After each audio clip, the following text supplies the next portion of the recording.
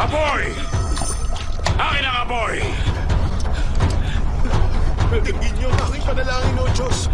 Kaya harap ako ngayon sa bingit na kamatayan. Ako'y tila unti-unting inihilang patungo sa aking huling hagtungan. Patid niyo ang aking pangamba. Ang puso ko'y puno ng takot. Panginoon, iligtas niyo po kami!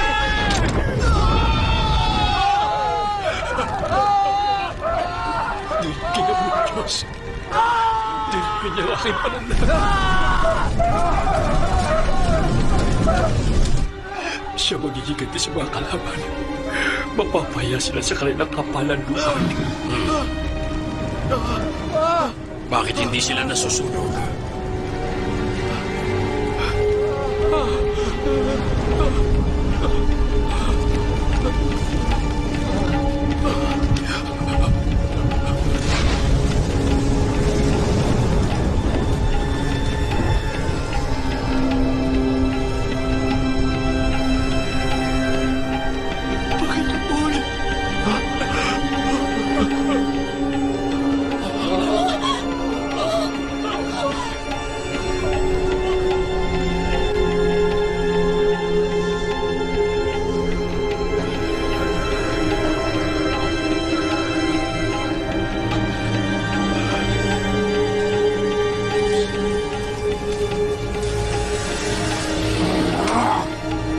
Panginoon, tinugon mo ako.